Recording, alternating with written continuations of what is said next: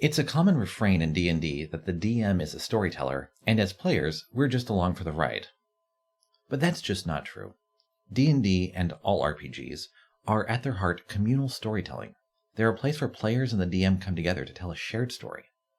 Hi, I'm Alex Schmidt, and this is Storytelling at the Table, a video series where I talk about RPGs as a form of storytelling.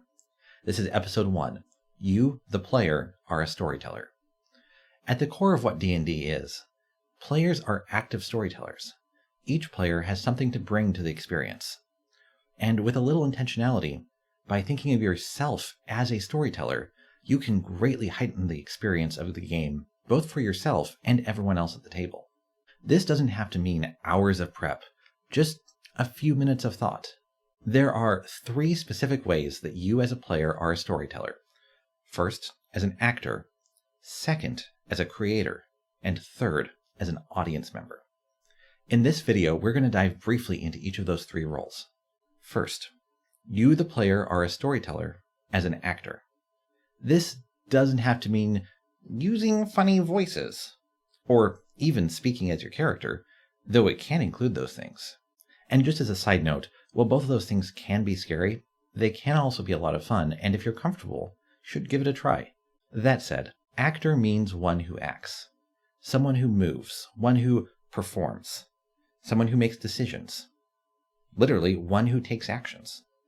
In literary terms, this is a character who has agency, who has the ability to impact and change the story. In combat, this is straightforward. It's your turn, you perform an action. Sometimes this action is simple, but remember, you are the one who is making the action. You're the one who's changing the story by choosing your action. You can change how it feels. Even if you're just using grid combat with minis on the board, when you're doing a simple action of attacking an enemy, you can set up the scene. For example, if you're swinging your sword at a goblin, you don't have to just say, I attack the goblin, but perhaps you say, I try to stab the goblin in the gut.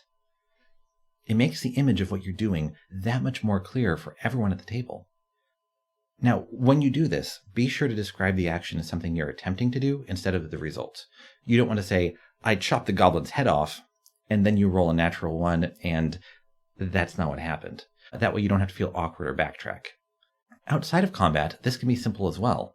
One example would be if your party is going to a tavern to get drinks, ask what's on tap. This can be you in character asking the bartender or server, or it can be out of character, depending on what your group does. You can just ask the DM, what's on tap?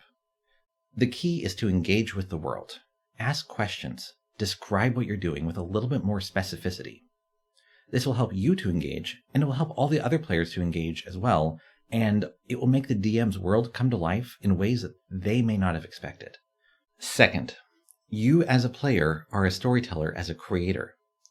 If you're playing D&D, or if you've even just created a character and are getting ready to start playing a game of D&D, then congratulations, you are already a creator. Maybe you haven't fleshed out long, sweeping adventures with complicated political systems, with maps of nations, each town full of legions of fleshed out NPCs. But let's face it, chances are neither has your DM. And even if they have, it doesn't matter, you're still a creator. By making a character, no matter how bare bones they are part of the world. Not only that, but the part of the promise of a D&D game is that they will be an important part of the world, at least from the perspective of the story, and the story is the only part of the world that really matters. One great thing about playing a character in an RPG is that you can flesh them out over time. Well, it's useful to know broad sweeping truths, such as, I'm a gnome ranger who's an outlander that grew up in the hills near a small town in the middle of nowhere.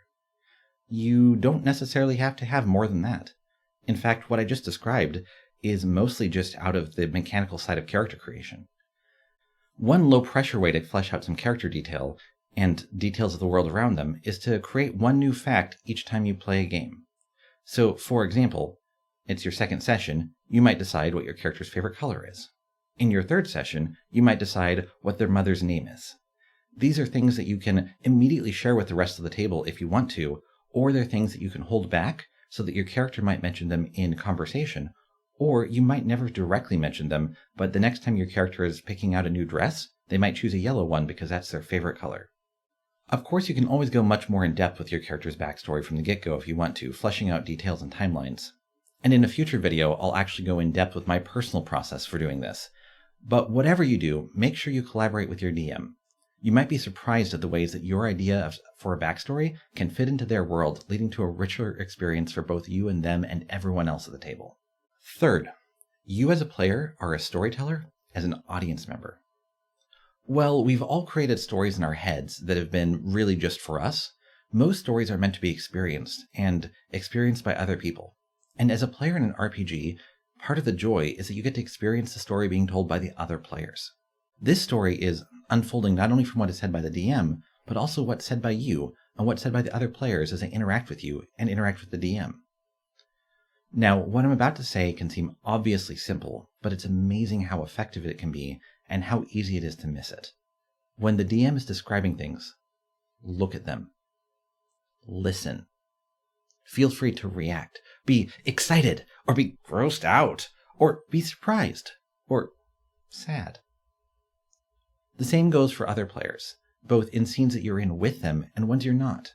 It's amazing how powerful it can be to have an active audience who is responding to the things you're doing, people who are excited by what you're saying, and if you start to do that for other players, they might start to do the same thing for you, and it's a great give and take that you can share with each other. Being a good audience member is one of the most powerful tools in a player's arsenal to make the story of their game that much more powerful, and it's incredibly easy. After all, that's why you're here, to experience the story. In short, as a player, you are a storyteller in an RPG through three things. 1, being an actor. 2, being a creator.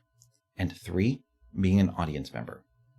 All of these things can be done to different degrees, and you can improve each one with very little effort, and continue to improve them over time.